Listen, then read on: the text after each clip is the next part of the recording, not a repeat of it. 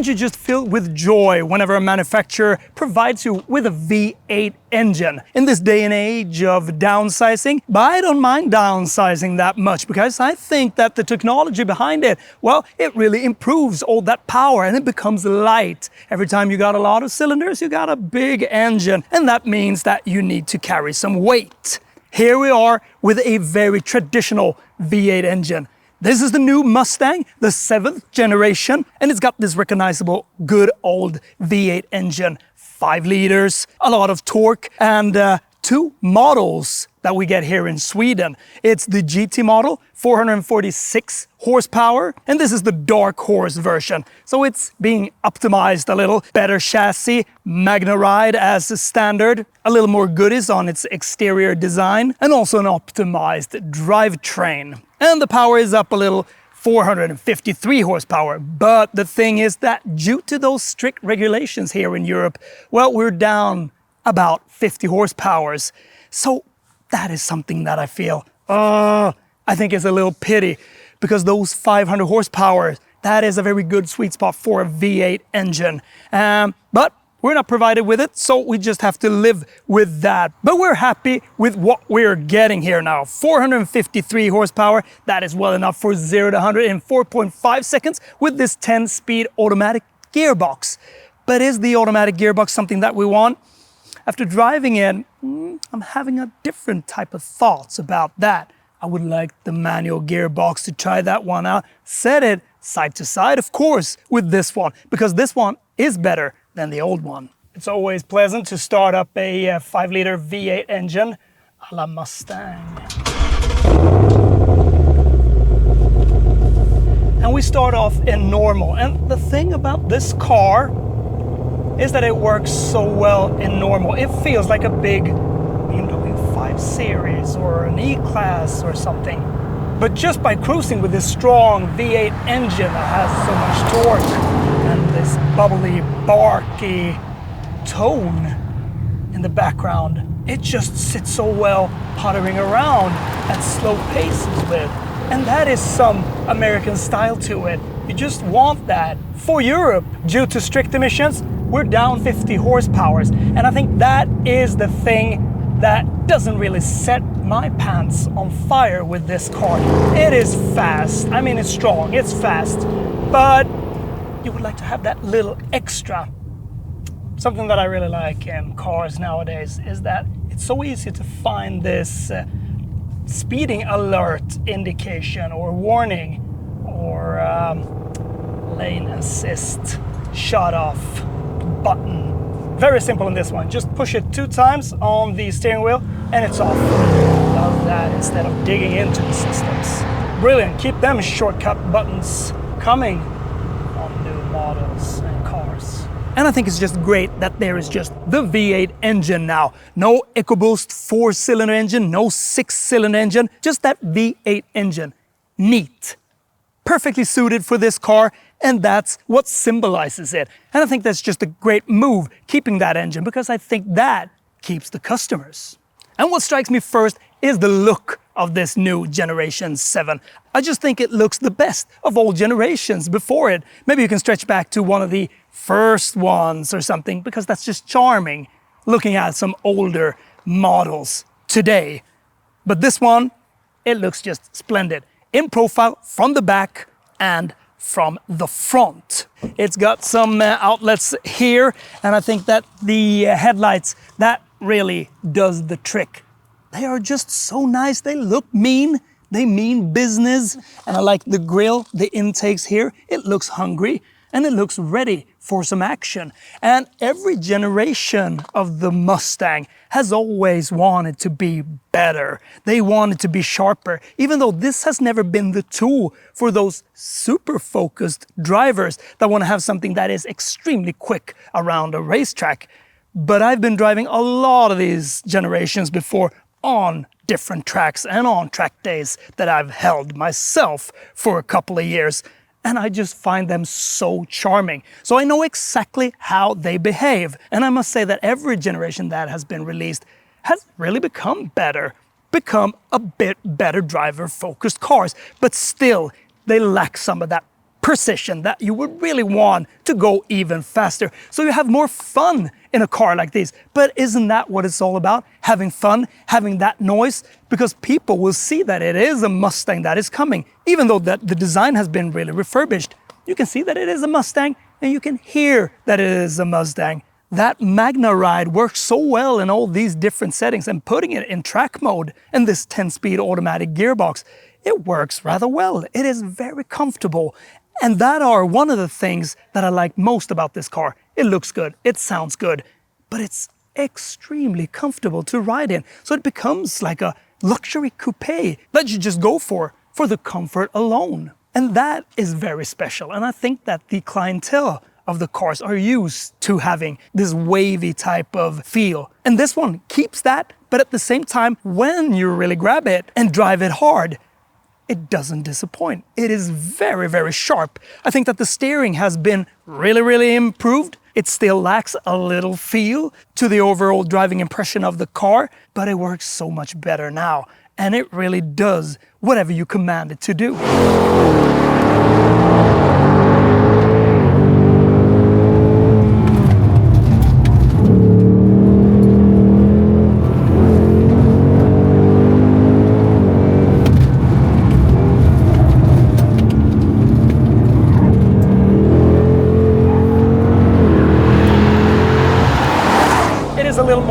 Its toes, it can feel a little too light. I would like to have a little more weight to it. The early one had a little more weight to it. Those side bolsters, I just think that they are sticking out a little too much for my taste when I'm sitting in my more racy position, sporty position. My elbows hit them a little, but it's not that bad. And driving on the motorway like this, quiet. You see this big bonnet feels very strong in its appearance, and you want that from a car like this. This is a muscle car still, and this Magna Ride is really good. They've finally tuned that one, put it into manual. It is a little more brisk. It is rather quick, both on the upshifts and the downshifts. And in a car like this, you can short shift when just driving if you want to pass someone. And that is the thing with a V8. You always got that grunt, always got that torque. And it's just such a soothing and pleasant feeling. So great looks, a little emblems here and there. You get the horse on the side. Also, the back looks a little better. It is like it's being cut into the rear of it. And I just think that that is a neat touch. I like it. And it's not like the 911 that takes very small steps. I think that this, it's a lot more progressive. Great looking rims. It has a little lower stance. You get this wrapping here. So everything has been redesigned apart from the pillars and the roof. And it also flirts a little with the design on the hips of the old Camaro, and I like that because that car, well, that is no more in production. This one has also got the dark horse appearance look, and that includes notorious blue Brembo and a grabber blue logotype. And it also got the deep indigo blue seats, the Recaro seats, that are uniquely perforated. Performance package with an extra cooler for the oil, a unique lightweight intercooler, more powerful cooling fans, the Torsen limited slip differential, and of course that Magna Ride, which comes standard on this one. But when throwing this one around on some really, really curvy roads, it just sits there, planted, glued, and it almost feels like you're in a different type of sports car. It feels rather light, actually. The steering is not as connected as you maybe would want it to be, but it is connected enough. So they have really sharpened this car up, and I just love to drive it together with that heavy V8 sound. And it's really revvy, 7,500 RPM with the automatic gearbox, a little lower with the manual gearbox, but 7,000 RPM plus, that is really, really good. So 453 horsepower in this dark horse means that it does 0 to 100 in 4.5 seconds.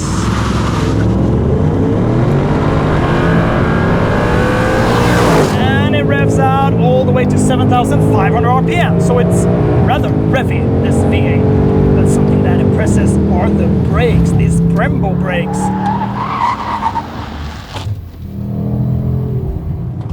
Wow. good.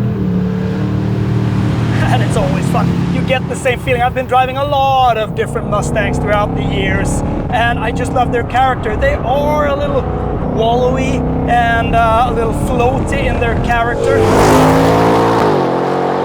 When you drive them on track, they're just fun because they're soft and they're rather predictable. But this one, this new steering, it is a lot more sharp. So it really feels like the car is changing direction a little quicker. But I love the torquey power of the car. It's just great because you can short shift it that much. Love that in cars because you can just keep your power, your speed, and not needing to live on the high revs, even though this is a rather revvy V8 engine, and that is good. So it has two sides. That is positive. So something that holds me back a little with this car, well, it's the downgrade of the power due to the strict emissions in Europe. Having that 500 horsepower that it has originally, well, I think that would be great together with the manual gearbox. That's what you want out of a car like this. This automatic, even though it's a lot better, a lot more smooth, a lot more quick and easier to live with, and very comfortable in comfortable driving manner, it is rather dead when you know that you have everything else at your disposal. At least go for the manual gearbox. I need to try that one out.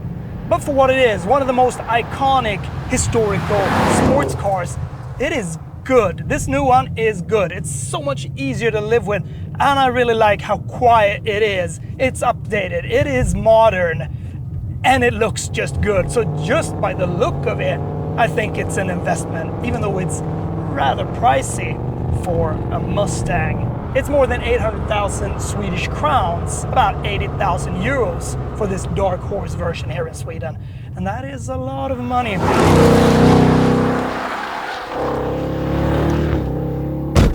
In here, it feels very fresh, very new, redesigned, and I think it just looks splendid. It is a little plastic, as before, a little overwhelmingly plastic, but nothing that really bothers me that much. But I think it looks good. You can see some of the buttons. They are the same as from before. Big chunky ones on the steering wheel. The steering wheel is just perfect. The size of the steering wheel is just great because it feels like it's rather big, but at the same time racy, sporty, and just big enough, together with the car's volume and the largeness of it.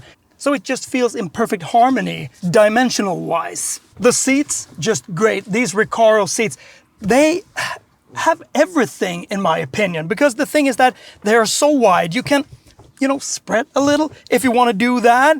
They're not too tight, not too huggy. They're soft, but when driving actively, they keep you in place because you can have a sporty time and you can have a relaxing drive. So they are just the perfect hybrid solution when it comes to seats. Great ones, these. And just look at the color. Love the color together with the exterior color of the car. Blue and blue stitching. It just looks good. Cup holders. Got that little cupboard there. Induction charger here. And the buttons here, well, they feel a little cheap. Of course, it looks more clean, more airy. But those small sticks that you had before to change some modes, they were a bit more charming. There was a good feel in these ones. So they could have kept that idea, kept them, and improved them a little. That would be just great. The screen. Manufacturers want to compete of how big their screens can become. And I think that is ridiculous. This one is just perfect. You see well over that big bonnet in front of you. The vision all around is just great. You can see back, you can see to the sides, you can see out, but still the window is rather narrow. So you still get that nice cockpit fighter feel in here, which I love. The system is a little laggy. It is not that quick. It is not that responsive, unfortunately. But you can get into so many settings in this car. You start the car and it feels like it needs to pick up its pace in some way. So maybe that comes with a firmware or an update or something. But it looks really clean. It is just perfect in shape. It is just perfect in size. And the graphics, well, that is more than perfect. It looks just splendid. On the mode buttons here on the steering wheel, you can set the driving mode, normal, sport, track, drag race, slippery, or customized. So you can choose whatever you want there. And what I really love is having a button that quickly turns off the lane assist. Push that twice and it's off instead of digging in. And also this driver assisted menu here. Get into that and unclick it rather quick. Navigation, sound, how to change your display. And the display can really be customized a lot. You can also push this button here, Mustang horse down here, and then you get into those different settings for the exhaust note. You can have that in quiet if you don't want to wake up your neighbors. You can have it in normal, sport, and then on track. And on track, well, it says only on track. So yeah, that's a little louder, but it sounds just great. This car sounds perfect. You got track apps, acceleration timer, 0 to 50 kilometers an hour, 0 to 100, 0 to 200, 200 meters, 400 meters. Drag race, you can do the braking performance, 100 kilometers to 0, 200 kilometers to 0. And you got a lap timer. You got line lock as well, you know, heating up the tires. But what you got here is drifting brake. It's electrically adjusted, this handbrake here. So when you activate that and pull it, it locks, of course, the rear wheels, and then you can just throttle away into a drift. And you got the heating and the fan and all this is down here, but it is a little sluggish. I don't like that. It takes some time. So you push it, you wait, and then it pops up. So let's hope that that can be updated. This auto gearbox, as I said, it is a little better than the earlier one, but the manual one with that titanium ball on top, that is something because it's got that meaty feel. So I would like to try that one out as well. Let's see about that. But it is a little quicker from 0 to 100 kilometers an hour. It will do it in 4.5 seconds or 4.4. A little different information there on the home page and another PDF that I got here. But anyways, about 4.5 seconds. Where is the manual gearbox? Well, that takes 5.2 seconds from 0 to 100 kilometers an hour. The top speed is a little higher for the manual gearbox, 263 kilometers an hour. And this one gives you a top speed of 250 kilometers an hour. But apart from that, you know, the rear seats, they are okay. You can sit there as an adult for a little longer. But if you're a little taller than me, 175 centimeters, well, you'll bump your head into the window there. So it's mostly for kids. So a lot more modern in here, even though some feeling in the buttons and the sides can feel a little cheap. But if you don't care about that, then I just think it feels modern and it looks good.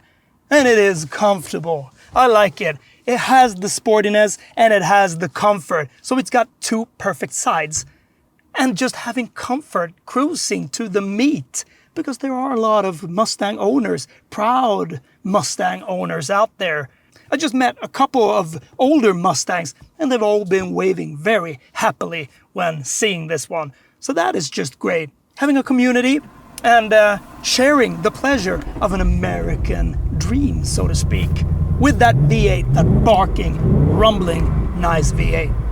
I love it.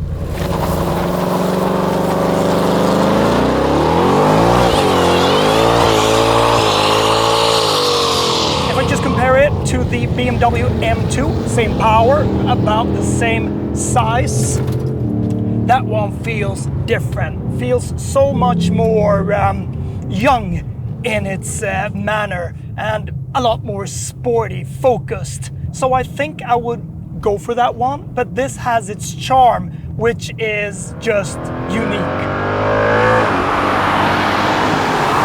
I love it. Once again, I've said that before when driving Mustangs. I love that they keep the Mustang feeling because I think that the customers taking care of them, keeping that essence, that originality of a Ford Mustang. That's what you want, and that's what you buy it for. That's what old Mustang customers keep on buying the new ones for.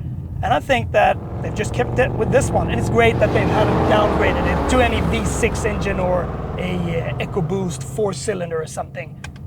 The V8, that's the one for this car. And for that, we love it. And at high cornering speed, it's there, compliant and nice. feel that it has that little floaty feeling still. Then getting into a corner, and the brakes, well, very, very nippy. They are not spongy whatsoever. Great ones. With that downgraded power from 500 horsepower down to 450, well, and it's all of a sudden isn't the same thrill, even though it's a thrill. But what I like with this automatic, even though I would like the manual, but we'll take that another day, is that it is a lot quicker. It is a lot more there on your command now, and I like that. And I just think that this on track is just perfect. You know, it is smooth, it is predictable, it is fast, it is torquey, it's got a lot of it. You can get a performance package to it, but I don't think we can get it here in Sweden, unfortunately. But that adds up a little more performance for track driving. But is it meant to be driven on track, this one? I love how they appear on track and how they are and how they feel, but it is not a track weapon. Still, it's not a track weapon. You choose something else for that.